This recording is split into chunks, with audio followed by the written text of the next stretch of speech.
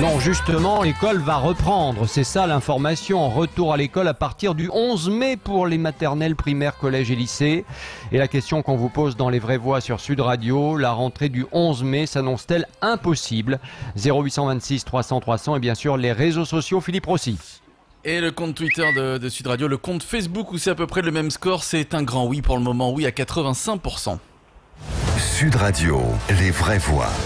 Le débat est ouvert. Et nos invités sont là. Francette Popinot, secrétaire générale du syndicat du premier degré SNUIPP-FSU. Bonsoir à vous, merci d'être avec nous dans Les Vraies Voix sur Sud Radio, merci beaucoup. Et Najat Bellassène, qui est présidente de la FCPE du Val-de-Marne, est également avec nous. Bonsoir Najat, comment allez-vous?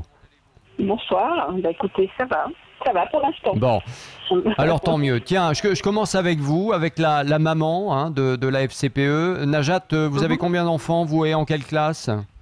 Alors moi j'ai une fille qui est au collège en 5e. En 5e, bon. Vous imaginez votre fille prendre les transports, si c'est le cas, et puis retourner à l'école, je sais pas moi, monter dans un bus avec plein d'autres enfants, etc., avec ce coronavirus qui sera toujours là? Écoutez, non, je n'imagine pas, mais pas pour ces raisons-là, pour une raison très simple, c'est que je suis une personne à risque. Donc, envoyer ma fille au collège avec le risque qu'elle revienne avec le virus et lui faire peser cette responsabilité, pour moi, c'est non. Ouais. C'est pas une très bonne décision parce qu'effectivement on se pose la question, d'ailleurs c'est ce que je me suis dit en préparant cette émission, je me suis dit c'est quand même bizarre tout ça parce que souvenez-vous, on a d'abord fermé les écoles quelques jours avant les autres décisions, on a d'abord fermé les écoles parce que les enfants étaient possiblement vecteurs de la maladie même si eux n'étaient pas malades. Et puis la première chose qu'on va faire c'est rouvrir les écoles pour remettre les enfants dans les écoles. C'est vrai que ça paraît un peu compliqué. Alors Najat, Jean-Michel Blanquer, le ministre de l'Éducation nationale, a apporté des précisions. C'est pas plus clair pour autant, on va en parler. Il dit que cette rentrée du 11 mai n'est finalement pas obligatoire, donc pas obligé de renvoyer les enfants à l'école. Est-ce que vous y comprenez quelque chose? Écoutez, non, on n'y comprend pas grand-chose, d'autant plus qu'il y a à peine 15 jours de ça, on parlait d'assiduité pour ces mêmes élèves. Et aujourd'hui, ça ne sera pas obligatoire. Donc, en tant que parent, vraiment, on est dans un flou artistique magistral. Oui, alors il y a des informations qui passent plus ou moins de la part du ministre, du Premier ministre cet après-midi également, pour dire que l'école se fera peut-être en petits groupes, pas toute la journée, etc. Est-ce que vous croyez que c'est faisable, vous, de se dire à un moment, il faut qu'il y ait 2 mètres entre chaque élève, qu'il y ait peut-être moins d'élèves par classe, que tout le monde n'ait peut-être pas classe tous les jours? Vous croyez que c'est faisable et tenable, ce genre de scénario, ou pas, vous? Écoutez, il y a plusieurs critères. C'est extrêmement compliqué. On va pas se mentir. C'est très très compliqué comme solution. Sachant qu'aujourd'hui, la problématique des écoles, c'est justement ces barrières sanitaires qu'il faut mettre en place. Et aujourd'hui, on le sait très bien, c'est pour ça qu'on a commencé par fermer les écoles. Ça n'est pas possible dans l'état actuel des choses. Ensuite, faire des demi-groupes. Ça sous-entend que les parents puissent récupérer leurs enfants à un moment donné dans la journée. Or, il me semble que l'intérêt économique qui avait été mis en avant également, c'était que les parents puissent retourner travailler. Donc quid du retour des parents au travail dans ces conditions. Et les petits, les tout petits, la barrière, les gestes barrières, on a eu extrêmement du mal à les faire passer déjà avant le confinement général, parce qu'on a eu des cas avant le confinement. Il y a eu des élèves qui ont été contaminés. On a demandé des tests, ça n'a pas été mis en place. Et ensuite, il y a eu la fermeture des écoles. Donc, on sait par expérience déjà avant le confinement général que ces gestes barrières sont difficilement applicables dans les écoles. Évidemment, et surtout si les enfants sont très petits et ne comprennent pas tout, évidemment, et la manière de faire et de réaliser ces gestes barrières. Et puis, quid de la cantine, quid des toilettes dans les écoles qui sont souvent, on le sait, malheureusement dégradées. C'est vrai, Francette Popinot, qu'on n'y comprend pas grand-chose, Francette Popinot, honnêtement. Oui, c'est vrai, vrai que ça a été la surprise générale quand même, surtout que ça semble sortir du chapeau présidentiel, mais ça n'est pas accompagné du conseil scientifique. Hein. Très souvent, M. Macron s'appuie sur le conseil scientifique, et là, on n'a pas eu l'impression que le monde médical cautionnait cette sortie finalement autour des écoles. En revanche, c'est vrai qu'il va falloir, de toute façon, il va falloir penser à une reprise à un moment donné, et tant qu'on n'a pas testé la population, confiné la population en fonction des résultats du test, etc., on avance un petit peu, je dirais, à l'aveugle. Hein. C'est un peu, on essaye quelque chose, on revient, voilà. Donc, cette entrée dans le confinement était un peu chaotique sans les tests, donc la sortie l'est forcément, et elle n'est pas sans nous inquiéter, parce que, en effet, si on sort le 11, bon, on ne sera pas tous le 11 dans toutes les classes, mais si on imagine qu'à partir du 11, on organise le retour en classe, il faut qu'on ait les garanties sanitaires. Il faut qu'on ait effectivement des masques, du gel. Il faut qu'on s'assure que la désinfection des locaux pourra être faite tous les jours. On a quand même un certain nombre, voilà, sur les gestes barrières. Ça paraît, c'est vrai que ça paraît quand même assez compliqué, honnêtement. Philippe Bilger, je ne sais pas ce que vous en pensez. Oui, je vais donner la parole à Philippe Bilger, mais c'est vrai que c'est très compliqué. Christophe, en effet, même pour le non-spécialiste, j'avais l'impression que ça n'était pas les établissements à ouvrir d'urgence à partir du 11 mai.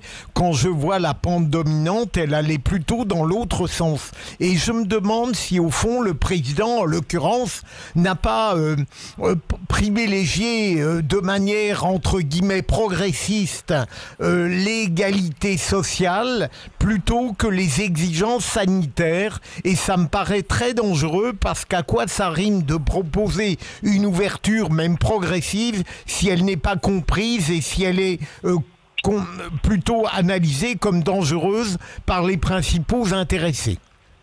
Jean Dorido.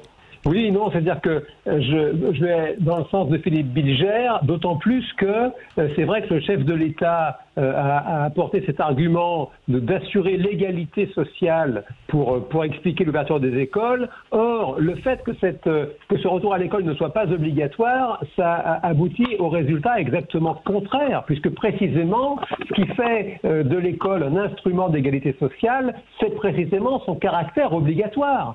C'est que tous les enfants doivent aller à l'école plutôt que, historiquement, plutôt que d'aller travailler dans les champs ou autres. Donc là, de préciser que ce retour ne sera pas obligatoire, c'est encore un champ d'ambiguïté inouïe. Quels vont être les critères à ce moment-là retenus pour que les enfants prennent le chemin de classe où ils vont être tous confinés? Non, mais moi, ce que je comprends simplement, c'est que, en gros, on donne la possibilité aux parents, ou de remettre ou de ne pas remettre leur enfant à l'école, suivant s'ils ont peur, pas peur du coronavirus, etc. Je pense qu'il y a quand même un peu de ça dans l'histoire. Sauf que ça veut dire quand même qu'on fait reposer la responsabilité de ce qui pourrait arriver sur le dos des parents. Et ça, moi, personnellement, ça me choque. C'est ce que vient de dire la dame de la SPPE, faire porter cette responsabilité sur une enfant qui risque de contaminer la famille, c'est absolument impensable. Philippe Bilger. Attendez, Philippe Bilger, et je vous donne la parole. De nouveau, on va se retrouver sur une tendance du président, même dans les interventions précédentes, c'est-à-dire qu'on va compter, le pouvoir compte sur l'inventivité, le pragmatisme et l'adhésion des parents pour deviner ce qu'il faut faire, quoi. Et vous avez totalement raison d'indiquer que, au fond, on va compter sur ceux qui vont être soumis au danger, au risque peut-être, pour dire si oui ou non ce qu'a décidé le président est bien ou mal. Ça me paraît tout de même très aventureux. Moi, ce qui me choque en fait dans tout ça, je vais vous dire plus largement, c'est que là, par exemple, donc, on compte finalement sur la base, les parents, les enseignants, pour éventuellement faire une rentrée qui sera plus ou moins réussie. Hein, voilà, en tout cas, on va leur faire porter un certain nombre de responsabilités, alors qu'on sait que le virus est toujours là, qu'on n'a pas les médicaments, que l'on n'a pas les tests, que l'on n'a pas le vaccin, etc., etc. Mais c'est toujours la même histoire. C'est-à-dire que les médecins, qu'est-ce qu'ils vous disent quand vous parlez avec eux? C'est que la plupart du temps, c'est eux qui ont fait des propositions, par exemple, pour avoir des lits supplémentaires en réanimation, et après le gouvernement dit « nous avons réussi ceci, nous avons réussi cela ». Non, ils n'ont rien réussi du tout. Ce sont les professionnels qui sont sur le terrain une fois de plus, cette France que l'on n'entend jamais, parce que les infirmières, les médecins, etc., ils bossent et on les entend pas se plaindre la plupart du temps. Certes, il y avait les manifestations des urgentistes depuis 1 an, etc. Mais globalement, en fait, cette France qu'on n'entend jamais, eh bien là, c'est elle qui fait tourner finalement le pays, et notamment sur ce sujet-là. C'est ça la réalité. Philippe Rossi, vous en pensez quoi, vous, par rapport à l'école ? Alors par rapport à l'école, je trouve que c'est une absurdité. Rappelez-vous, avant le confinement, et elle l'a rappelé, Madame Bellassène, on avait commencé par confiner les enfants. Pourquoi ? Parce que c'est vrai qu'ils sont beaucoup moins victimes du coronavirus, mais en revanche, ils transmettent le coronavirus d'une façon extrêmement rapide aux adultes. Et si jamais les enfants retournent à l'école, c'est une façon de repropager le coronavirus via les enseignants, tout d'abord, via les surveillants. Et quand j'ai regardé et quand j'ai vu la déclaration d'Emmanuel Macron hier, et quand j'ai vu ce qu'il a sorti, j'ai trouvé ça d'une absurdité incroyable. Et j'espère qu'avant le 11 mai, on nous dira, ou peut-être qu'il reviendra sur sa décision, et qu'il nous dira que ce ne sera pas une bonne idée de refaire cours après le 11 mai, ou alors qu'il fasse effectivement des classes avec les enfants qui ont le plus de mal à travailler à la maison, peut-être des classes de 5-6 personnes. Ce sera déjà mieux des classes de 30-35 personnes. Ouais. Mais c'est possible, qu'il y ait un retour en arrière, c'est tout à fait possible, et on va continuer le débat dans un instant avec Francette Popinot et Nadjat Bellassène qui sont avec nous, bien évidemment. Notre débat. Ouais, bon, peut-être que Charlemagne se retourne dans sa tombe quand il voit comment les choses fonctionnent dans ce pays, sur l'école, les vraies voix sur Sud Radio. On est toujours ensemble avec Philippe Bilger, Jean Dorido, Philippe Rossier. Notre débat, retour à l'école à partir du 11 mai pour les maternelles, primaires, collèges et lycées. La rentrée du 11 mai s'annonce-t-elle impossible ? 0826 300 300, vous êtes les bienvenus dans les vraies voix sur Sud Radio. Et puis sur les réseaux sociaux, Philippe Rossi, ça donne quoi ? Et sur les réseaux sociaux, ça ne change pas. Toujours des auditeurs qui sont 85% à trouver que cette rentrée le 11 mai sera synonyme d'une rentrée impossible. Francette Popinot, secrétaire générale du syndicat premier degré SNUIPP-FSU est toujours avec nous, ainsi que Nadjat Bellassène, présidente de la FCPE du Val-de-Marne. Tiens, Francette Popinot, on a beaucoup parlé des enfants, juste avant la pub, là. Les instituts et les profs, est-ce qu'ils sont prêts à reprendre les cours ? Quelle est la tonalité que vous avez depuis hier soir de votre côté ? Alors, si vous voulez, les professeurs sont partagés parce que d'un côté, ils n'envisagent pas de finir l'année sans revoir leurs élèves, parce que c'est une année, c'est quelque chose aussi qui se boucle. Et donc, c'est un peu dommage, notamment pour les grandes sections qui vont partir au CP, pour ceux de CM2 qui vont partir en 6e. Bon, il y a quelque chose qui n'est pas achevé. Donc, on aurait souhaité effectivement pouvoir reprendre l'école avant les vacances. C'est le souhait de tout le monde et je crois aussi des élèves. Mais le fait est que ce qui prime, c'est bien effectivement, vous l'avez dit, la garantie sanitaire. Comment pouvons-nous le faire ? Quelles sont les conditions dans lesquelles on peut reprendre la classe sans prendre de risques ? C'est bien ça la question. Sans prendre de risques, pas simplement... Mais si jamais le 11 mai, Francette Popinot, si jamais le 11 mai, il y a les masques, le gel, les tests, est-ce que là, ça peut rassurer le personnel et le cas échéant, les instituts et les profs reprendraient le travail de manière plus sereine ? Oui, alors c'est surtout les tests. C'est les tests, à mon avis, qui font évidemment la différence, parce que les masques, le gel, etc. Mais on sent bien qu'il y a une date magique. Il y a ce fameux 11 mai où tout va arriver, les masques, le gel, les tests, tout ce qu'on attend. Il faudra que ça arrive quand même avant, si on veut que l'école reprenne. Donc on va quand même regarder ça de près. Pour l'instant, on se nourrit de promesses, mais il faut quand même qu'on regarde ça de près et qu'effectivement les conditions de la reprise, c'est évident qu'on ne pourra pas reprendre avec des classes entières. On sera obligé de prendre des demi-groupes. Alors peut-être pas sur une demi-journée, mais prendre 10 élèves un jour, 10 élèves le lendemain, etc. Ce qui veut dire qu'on aura des désinfections de locaux entre-temps. Mais est-ce que le monde médical approuve cela ? C'est là que nous, on met la ligne rouge. Si demain le monde médical dit on peut le faire dans ces circonstances-là et on on ne prend pas de risque de reprendre une deuxième vague épidémique, eh bien, tout le monde sera d'accord pour reprendre. Mais pour l'instant, c'est effectivement un propos avancé par le président, mais pour l'instant, qui n'est pas appuyé par le monde médical. Christophe? C'est vrai que c'est le problème, parce que si au mois de juillet, on se tape une nouvelle vague, ça va être quand même très dur. Jean Dorido et Philippe Bilger. Oui, c'est-à-dire que, bien sûr, je vais dans le sens, bien sûr, de cette idée qu'il faut des masques. Évidemment, pour autant, ça me semble assez illusoire, notamment pour les enfants petits. Vous le disiez tout à l'heure très bien. En plus, c'est vrai. C'est très compliqué de porter un masque. Et alors, bon, bien sûr, il faut protéger les enseignants. Toutefois, les enfants vont se contaminer entre eux, vont rentrer ensuite dans leur foyer, ils vont contaminer les parents. L'idée des demi-classes, bien sûr que sur le papier, c'est une bonne idée. Après, en termes pratiques, ça veut dire que les parents vont devoir s'organiser avec justement le travail qu'ils vont reprendre s'ils ne travaillaient plus. Ça, en termes de charge mentale, en termes de dose de stress pour les enfants, pour les parents, ça me semble aller au-devant de difficultés vraiment majeures. Ouais, Philippe Bilger.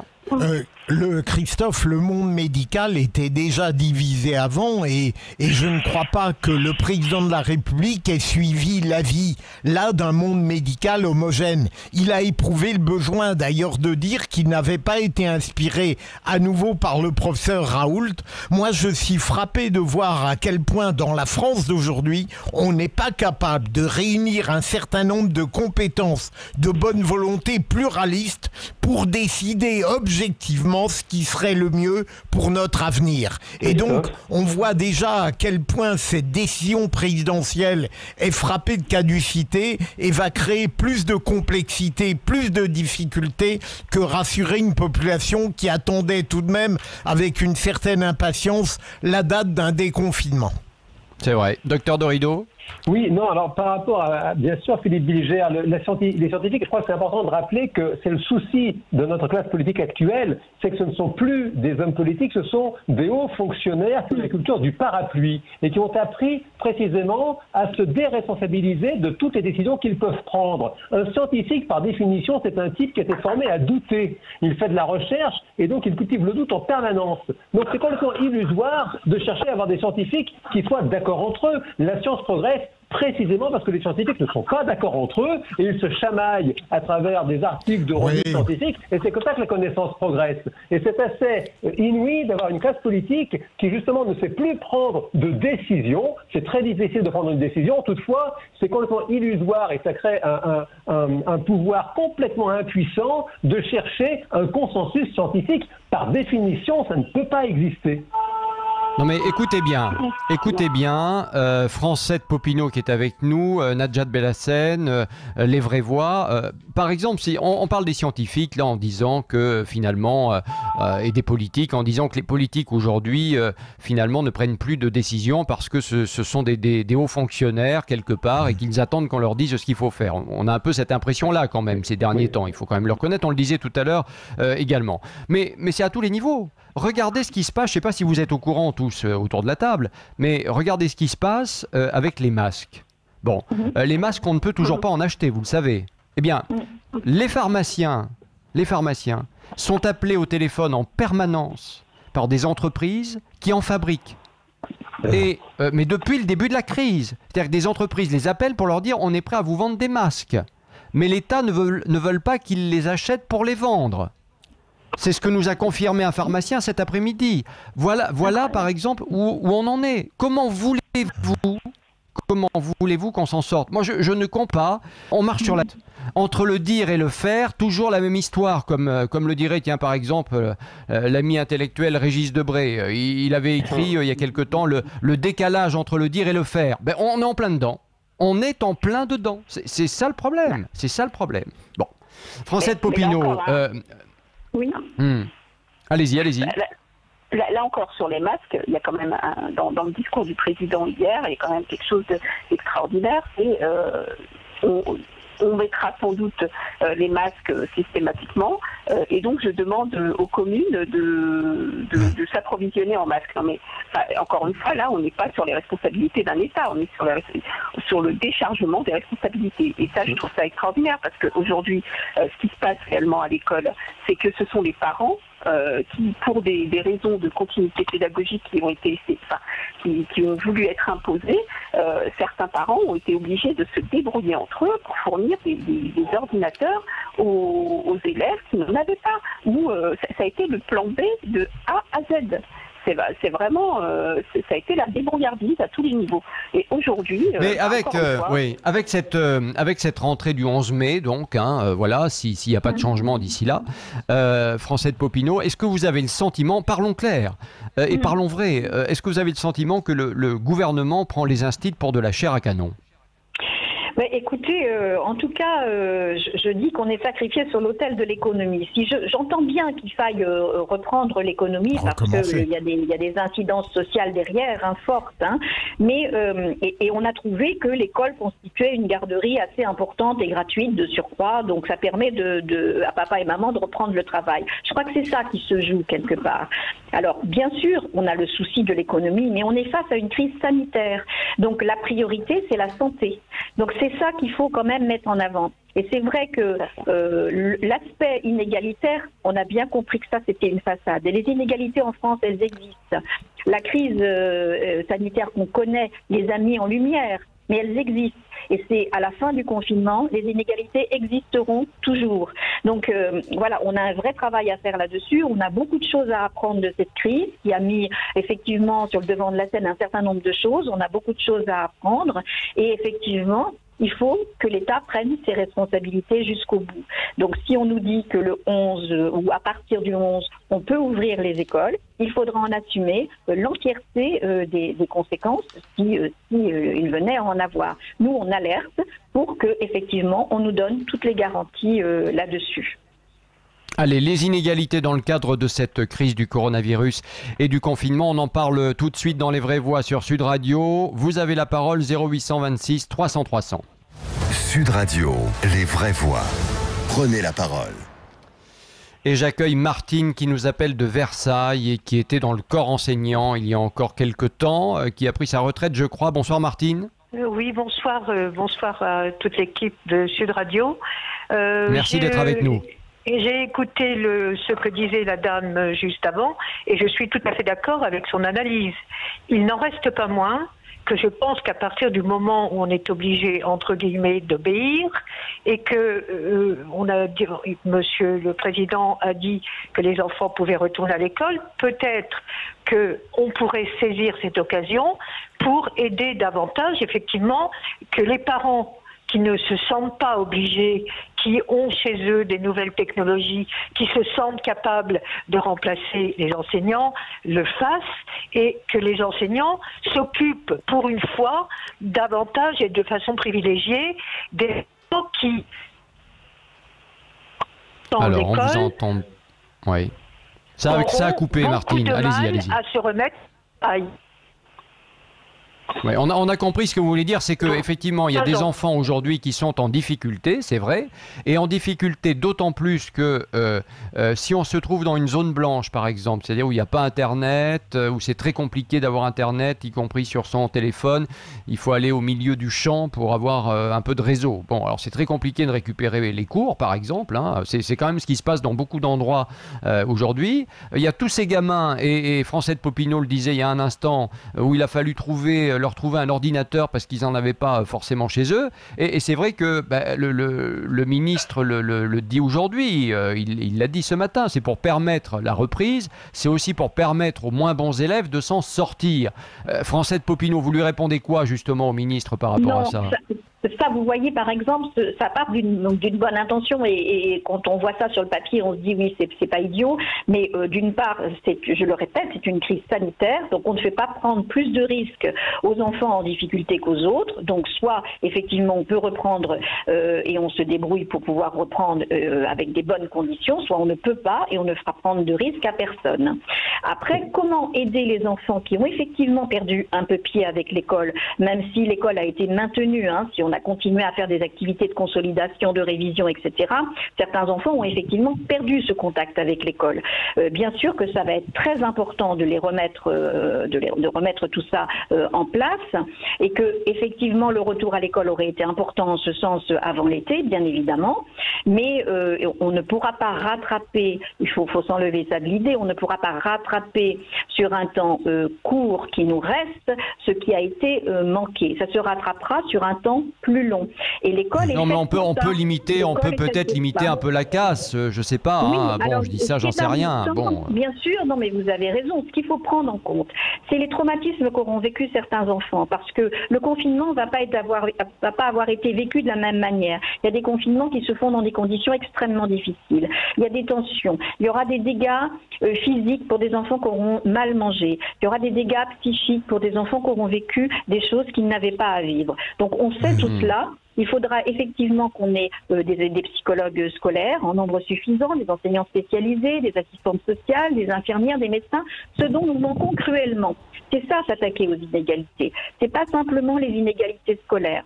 L'enfant, pour apprendre, il faut aussi qu'il soit bien. Ça paraît effectivement, dit comme ça paraît quand même un petit peu compliqué sur un temps finalement aussi court. Nadjat de la FCPE, qui est toujours avec nous, justement par rapport à ce que dit Francette Popinot, est-ce que vous avez des remontées à la FCPE d'enfants qui sont plus en difficulté aujourd'hui encore, etc., etc. Oui, on n'a pas du tout la même lecture que le ministère là-dessus. Hein. On a très vite alerté dès le début du confinement sur ces questions d'inégalité scolaire. Il est évident que sur le terrain, ces inégalités sont multiples. Elles sont multiples parce qu'on a des familles en effet qui ne sont pas du tout, enfin qui sont en fracture numérique complète.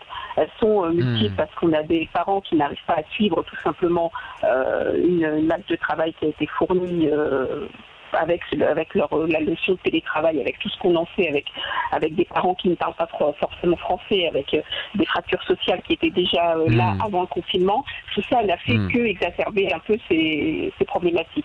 Aujourd'hui, et la question, la collègue a très bien remonté ça, c'est-à-dire que est-ce qu'on est en capacité aujourd'hui, en réouvrant les écoles, même de façon échelonnée à partir du 11 mai, de réduire et de compenser ces inégalités? On ne pense pas. Ça ne se fera pas comme ça. Oui, sans doute pas. Non, mais c'est vrai, sans doute pas. Vous avez raison. Vous avez raison. Vous avez raison. Non, mais en plus, si vous voulez. Bien sûr. Non, mais je pense qu'il faut effectivement faire très attention à tout ça. Parce que vous voyez, quand on regarde ce qui se passe un peu à l'étranger, par exemple, j'entendais ce matin qu'à Tokyo, par exemple, le virus repart parce que les crèches ont rouvert leurs portes. Dieu sait pourtant si au Japon, c'est le pays de l'hygiène, quoi. Bon, résultat des courses, même eux sont confrontés à un problème parce que il fallait bien rouvrir à un moment, mais la conséquence, elle est là immédiate pratiquement.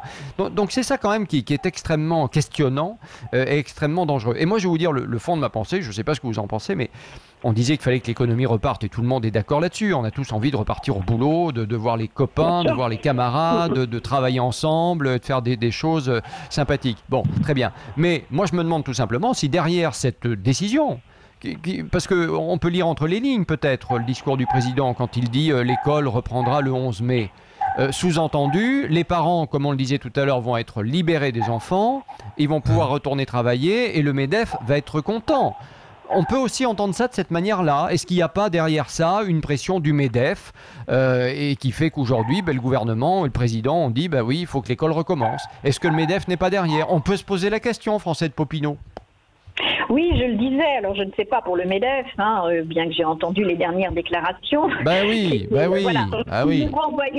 Qui renvoyait aux salariés la responsabilité finalement de la crise. C'est-à-dire qu'on devra payer la facture 2 fois. Non seulement on a été confiné, mais il faudra travailler davantage et peut-être renoncer à nos congés. Donc ça, c'était quand même aussi assez épique. Mais non, je pense qu'effectivement, il faut savoir quel choix on fait dans une société. C'est là ça la responsabilité de l'État. Et vous avez tout à l'heure dit effectivement que cet État finalement déléguait la responsabilité à certains moments, soit aux enseignants à qui on a fait inventer finalement l'enseignement à distance, hein, parce qu'en fait on n'était pas prêts, donc les enseignants ont dû imaginer, créer, faire preuve de beaucoup d'inventions. C'est pareil pour le reste, il faut falloir que l'État fasse un choix, qu'il prenne ses responsabilités. Et effectivement, quand on est dans une crise sanitaire, c'est difficile de mettre les deux sur le devant de la scène de la même manière. Conclusion avec Philippe Bilger et Jean Dorido. Alors moi, je vois dans ce qui se passe à l'heure actuelle quelque chose qui est constant en France, c'est l'emprise de la bureaucratie. Et de l'autre côté, je vois un fléau que l'État maîtrise mal et probablement, c'est ce que disait François de Popinot, il délègue à des instances comme les parents, l'univers éducatif, parce qu'il ne sait pas lui-même résoudre qu'il est dans une confusion totale et donc qu'il transmet ça à des acteurs sur le terrain. Mais c'est dangereux. Ouais. Jean Dorido.